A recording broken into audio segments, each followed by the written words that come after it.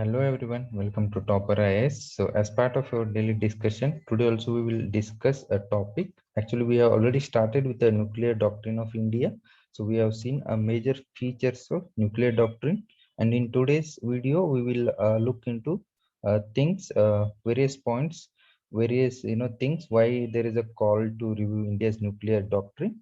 And specifically again with respect to nuclear triad also. What is the significance of nuclear triad, how it is connected to India's nuclear doctrine. Okay, so let's get started. Uh, so see, basically a few things again we will recap in a brief way. Like India's nuclear doctrine features are like maintaining credible minimum deterrence. So we will be maintaining such a suitable amount of nuclear arsenals so that this will act as a deterrence for other nations to use nuclear weapons against India. Then we have no first use policy, that we are not going to use nuclear weapons against any other nations on our from our side first. Only we will be using in a retaliation. Okay. Then the authority power is with respect to civilian leadership. So those all major things. Okay. So whenever there is a call for reviewing India's nuclear doctrine, it is specifically with respect to a policy of no first use. Okay. So basically, there is a call to review this no first use policy that is part of our nuclear doctrine. So we are not going to use nuclear weapons first, but only in retaliation. So that is second strike capability. So see, it has both the sides. So arguments are given on positive sides or the advantages side, and arguments are also there on the other side. So India has benefited from the no first use policy. So we will see what are all the benefits. Like NFU doctrine is cheaper to implement for India, which has many economic targets to achieve. Yes, so country has a number of things to achieve in economic and social sphere, right? Economic growth has to be boosted. So infrastructure in creation is necessity, investment is necessary, and welfare schemes have to be run for people, poor people and all. So if you keep yourself caught in building nuclear weapons, a significant amount will be diversion of funds takes place, right? So having the no first use doctrine, you are saying we are not going to retaliate. So the aim is not to build so many weapons, only as a deterrent. So and we have no first use policy means we are not going to keep using nuclear weapons and keep building it, so that there is no diversion of funds. So that is how it helps India. Then no first use policy facilitates restrained nuclear weapon program, thus helping deterring nuclear wars. Okay. So restrained nuclear weapons program. So again, same thing. You are restraining yourself, that you are not going to simply go on building more and more nuclear weapons. You are not going to accumulate more nuclear weapons. So there is a restraint in your action. So that is the one more point, one more benefit that you are going to get. Then it has helped to create India an image of responsible state. Yes, no first use policy, it reflects the high moral standard of a nation, that we are not going to use nuclear weapons because we know the threat, to what extent nuclear weapons are capable of causing the threat. Hiroshima, Nagasaki, loss of lives immediately. Not only that, even for decades the effect was felt. So keeping that in mind, you are coming out with no first use policy that shows the high moral character of a nation. So that gives you an image of responsible state, a soft power in international diplomacy, right? So that is the one advantage. Then the doctrine also minimizes the probability of nuclear use by avoiding the deployment of weapons on hair trigger alert and keeping an arms race in check. See, weapons are there, but ultimately who is authorizing? Man, right? So political leadership is doing. But you see, humans' basic behavior is we sometimes react even to small things to disproportionately we react to smaller things also. So if we do not have no first use policy, then we might there are chances like you might use nuclear weapons even for small reasons also. So the moment you have no first use policy, such a equation doesn't come into picture itself, right? So that is how it is minimizing the probability of nuclear use even for small things as well. So that is how it is useful. Then another thing is the doctrine also reduces the chances of unnecessary chaos, because the onus lies with the adversary who uses first. So impact of nuclear weapons, so if war begins between two nations, we never know the consequences. So obviously the state which has started first, that will be having a responsibility, a main reason culprit. So that is how they have to take the all blames, and even if the war escalates, so that is how it minimizes the unnecessary chaos.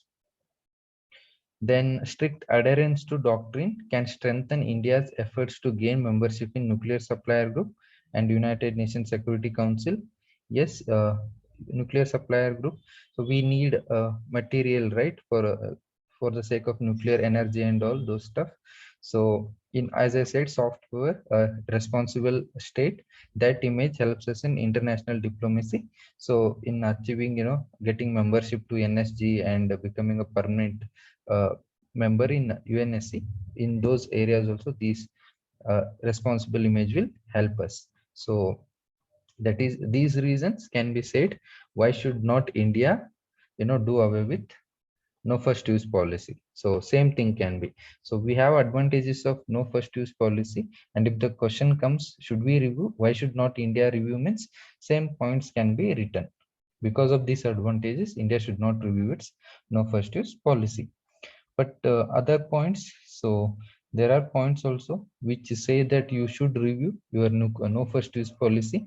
Why? Because the conventional criticism, so criticism is that this policy, no first use policy, is that India would have to suffer a first strike before it retaliated.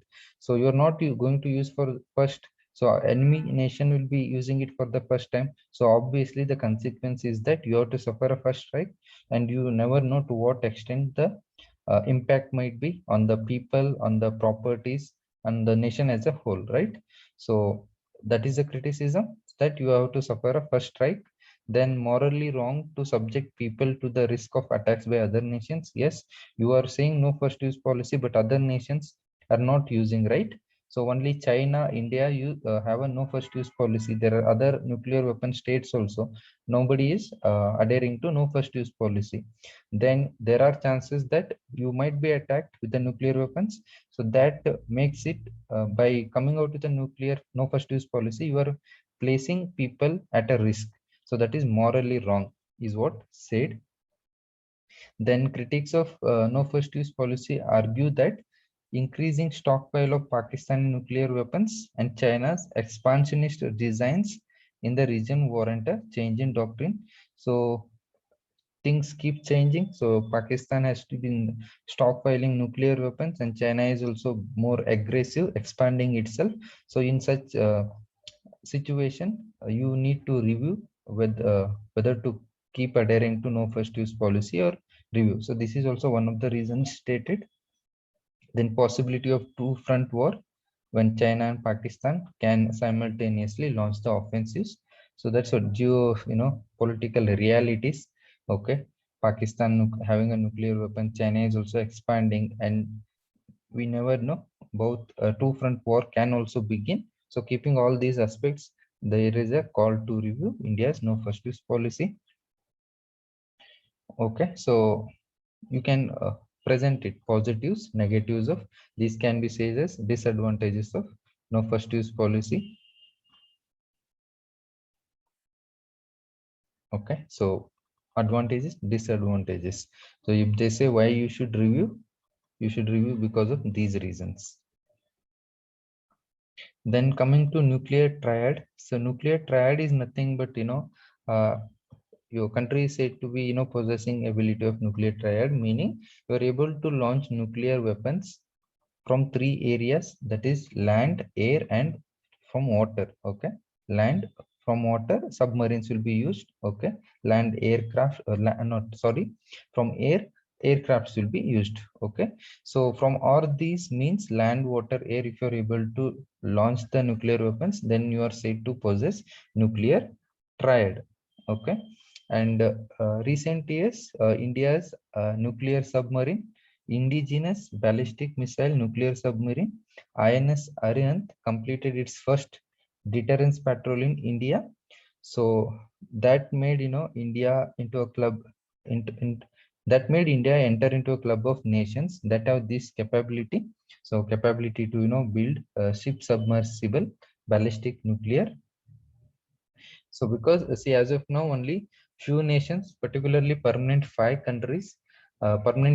of United Nations Security Council, only those countries have this nuclear triad capability, right? So now India becomes the sixth country. So particularly after it has uh, after INS Arihant completed its first deterrence patrol.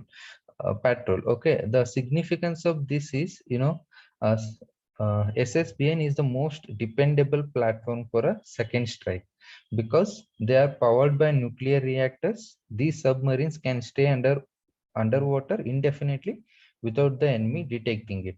See, land-based and air-based launched missiles can be detected, okay, but it is very difficult to detect submarine launched weapons, okay. And they are underwater, and because it is nuclear reactor based, so they can also stay for longer period of time within the water. So significance of this is this gives credibility to India's no first use policy. So we are saying we are not going to use the weapons first, no first use policy, but we are saying there we will be, if other country uses, there will be massive retaliation. So to carry out massive retaliation, you should have a second strike capability, right? Credible second strike capability. But if land and air missiles are being able to detect it, so obviously your second strike capability is not that strong. Okay, so obviously that reduces the credibility of your no first use policy. But now coming out with the submarines, so submarines very difficult to be detected, right? So that enhances that India is capable enough to carry out massive second strike capability. So that is how it gives credibility to India's no first use policy. And that is how the significance of nuclear triad. And this is one of the reason which is stated that you can continue to remain with the no first use policy because you have nuclear triad, and by that you have a significant a credible second strike capability, so that will act as a deterrent. So this is also one of the reasons stated to continue with the no first use policy. Okay, so that's it for today. You can also download the PDF of this document in the link that is shared below, and do download Topper IAS Institute app so that you get access to a number of videos that will help you in your UPSC preparation. Thank you.